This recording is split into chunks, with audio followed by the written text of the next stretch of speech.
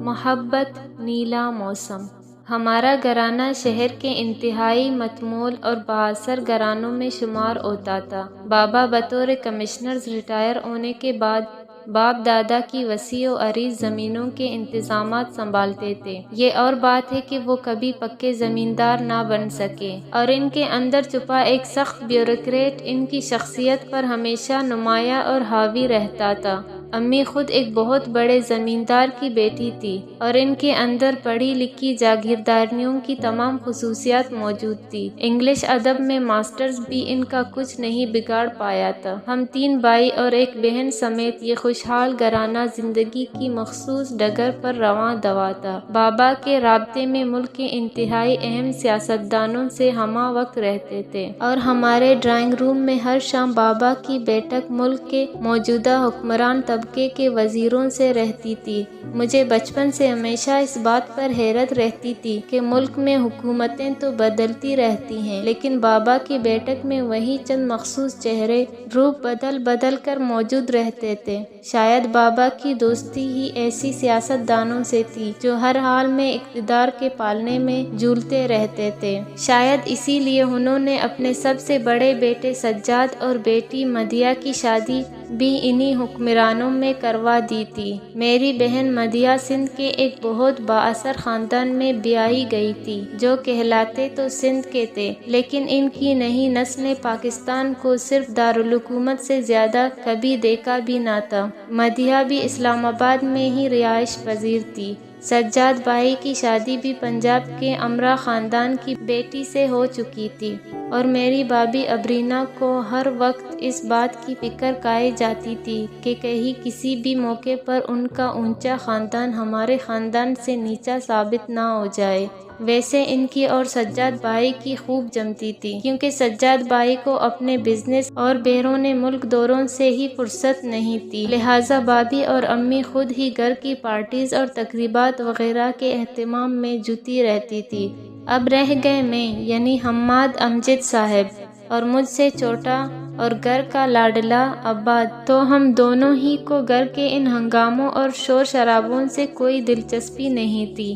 میں نے حال میں ہی ماسٹرز کیا تھا، اور اب عباد بھی گریجویشن کے بعد فارغ ہو چکا تھا۔ مجھے شروع سے ہی زندگی کو باقاعدہ کسی منصوبے بندی کے تحت گزارنے کی عادت نہ تھی، اس لیے بابا کے لاکھ کہنے کے باوجود میں ان کے کاروبار میں اب تک ان کا ہاتھ بٹانے میں اپنا دھیان نہیں لگا پایا تھا، اور اس بات پر بابا آج کل مجھ سے کچھ ناراض بھی رہتے ہیں۔ دوسری جانب عباد تھا، جو پاکستان میں کچھ کرنا ہی نہیں چاہتا تھا۔ اسے ہمیشہ سے ہی باہر جا کر رہنے کا جنون تھا، لیکن بابا سے کوئی حتمی بات کرنے سے اس کی بھی جان جاتی تھی۔ ہمارے گھر میں آئے روز کسی نہ کسی بات کو بہانہ بنا کر پارٹی دی جاتی تھی۔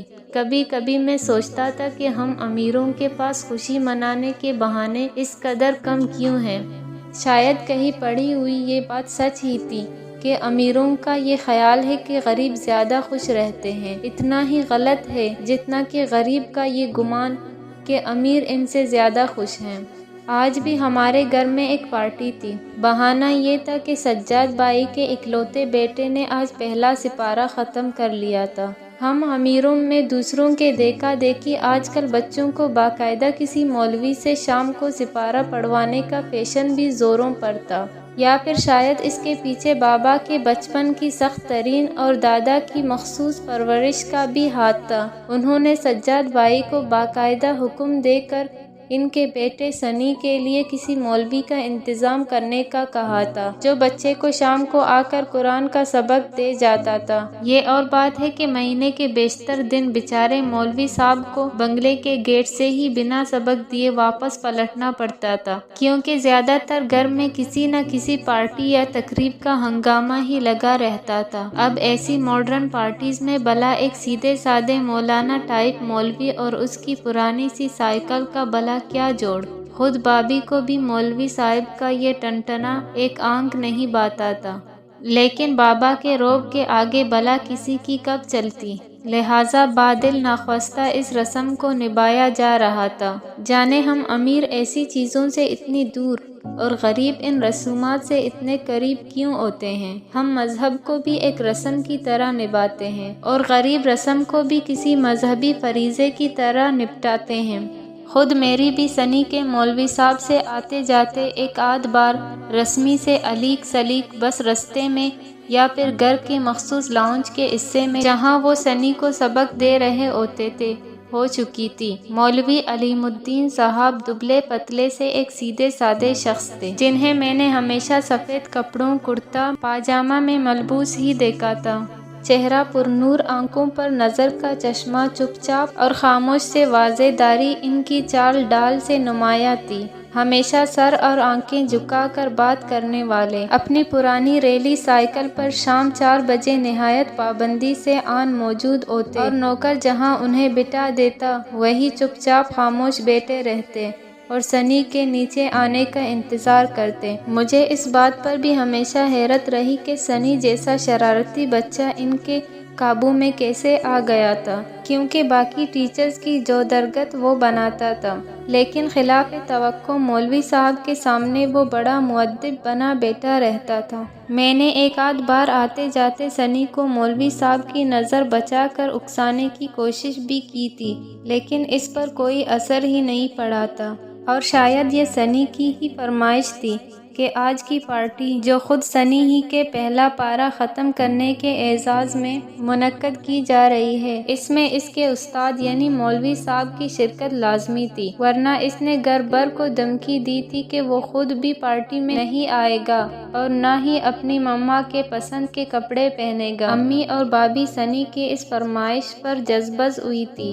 بھلا اس ماڈرن پارٹی میں جہاں شہر بھر کی بیگمات اپنے پالتو نما شوہروں کے ساتھ زرق بلق لباسوں، نئے ڈیزائن کی جیولری سے لدی پھندی لمبی لمبی کاروں اور عالی شان گاڑیوں میں تشریف لائیں گی، ایک لمبی سی سفید داڑھی والے اس غریب سے بزرگ کی جگہ کہاں بنتی تھی؟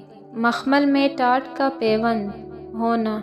لیکن سنی کے ضد کے آگے آج تک کسی کی چلی ہے جو اس دن چل پاتی؟ آخر گھر کی خواتین کو ہی ہار ماننا پڑی، لیکن اب مسئلہ یہ درپیش تھا کہ گھر کے خاص نوکروں نے کل ہی مولوی صاحب کو اس تقریب کی وجہ سے آج کوٹھی آنے سے منع کر دیا تھا، لہٰذا ان کے آنے کا کوئی امکان بھی نہ تھا۔ سنی کے آنسو پھر سے ٹپکنے لگ گئے تھے۔ آخر بابا کے خاص ڈرائیور شاکر سے پتہ چلا کہ اسے مولوی صاحب کے گھر کا پتہ معلوم ہے، کیونکہ پہلے وہ بھی شہر کے اسی پرانے محلے میں رہتا تھا جہاں مولوی علیم الدین اب تک رہائش پذیر تھے۔ طے پایا کہ شاکر جا کر مولوی صاحب اور ان کی فیملی کو بھی باقاعدہ تقریب میں آنے کی دعوت دے آئے۔ سنی کو شاید شاکر پر زیادہ اعتماد نہیں تھا، لہٰذا وہ خود بھی شاکر کی گاڑی میں سوار ہو کر مولوی صاحب کو لینے چلا گیا، کیونکہ اب تقریب کا وقت تو سمجھو ہو ہی چکا تھا۔ مولوی صاحب کے انتظار میں دیر بھی ہو چکی تھی۔ میں اس وقت اپنے کمرے میں بیڈ پر پڑا سستی سے سامنے رکھ کے ٹی وی کے چینل بدل رہا تھا جب چھوٹے عباد نے میرے کمرے کا دروازہ کھولا۔ ہے بگ بی، کیا نیچے آنے کا ارادہ نہیں ہے؟ پارٹی شروع ہو چکی ہے۔ عباد ہمیشہ کی طرح آج بھی شام کی پارٹی کے لیے باقاعدہ سوٹ اور میچنگ باؤں میں ملبوس تھا۔ اسے دیکھ کر میری بے ساختہ ہنسی نکل پڑی۔ تم تو اس طرح تیار ہو کر نیچے جا رہے ہو جیسے آج ہی تمہارے رشتے کا بھی فائنل اعلان کر دیا جائے گا۔ عباد نے میری بات سن کر برا سا منایا۔ کم آن بگ بی، آپ بھی نا۔ You know I always remain well dressed. میں نے ریموٹ سے ٹی وی آف کیا اور تکیہ عباد کی طرف پھینکا۔ خوب جانتا ہوں میں تمہاری اس خوش لباسی کو۔ ضرور کسی نئی محبت کے استقبال کے لیے یوں بن ٹھن کر ہال میں جا رہے ہو۔ مجھے یہ سمجھ نہیں آتا کہ یہ سارے شہر کی لڑکیاں کیا آشوب چشم کی بیماری سے دوچار ہیں، ورنہ بھلا کوئی تمہاری جانب دیکھتی ہی کیوں؟ عباد ہنسا۔ گھر کی مرغی دال برابر، آپ سب گھر والے بھلا میری قدر کیا جانیں؟ بہرحال اب آپ بھی دیر نہ کریں، کمشنر صاحب کا حکم ہے کہ سب لوگ نیچے موجود ہونے چاہیے۔ میں اور عباد تنہائی میں بابا کو کمشنر صاحب کے نام سے پکارتے تھے۔ میں جھنجھلا سا گیا۔ اف، کیا مصیبت ہے یار، ایک بچے کی معصوم سی رسم کشائی کو اس قدر دکھاوا اور بڑھاوا دینے کی کیا ضرورت تھی؟ دنیا میں ہزاروں لاکھوں بچے روزانہ پورا قرآن ختم کرتے ہیں، حفظ کر لیتے ہیں، لیکن کہیں بھی یوں اس کا ڈنڈورا نہیں پیٹا جاتا، اور پھر ایسے موقع پر اس طرح کی پارٹی۔ میں تو فیڈ اپ ہو گیا ہوں۔ اب بات سمجھانے کے انداز میں بولا، come on Big B A support. میں جانتا ہوں یہ صرف دکھاوا ہے، لیکن کسی اور کی نہیں تو صرف سنی کی خوشی کے لیے ہی آ جائیں۔ آپ جانتے ہیں وہ آپ سے کس قدر اٹیچ ہے۔ عباد دروازہ بند کر کے چلا گیا۔ وہ جانتا تھا کہ میں سنی کی خوشی کے لیے پارٹی میں ضرور شرکت کروں گا، چاہے اوپری دل سے ہی صحیح۔ شاید ہماری زندگی کے 90% فیصلوں میں ایسے ہی کسی اپنے، کسی لاڈلے کا برہم رکھنا بنیادی شرط ہوتی ہے۔ ہم بہت تھوڑی زندگی خود اپنے آپ کے لیے جی پاتے ہیں، زیادہ تر تو دوسروں کا برہم رکھنے میں ہی بسر ہو جاتی ہے۔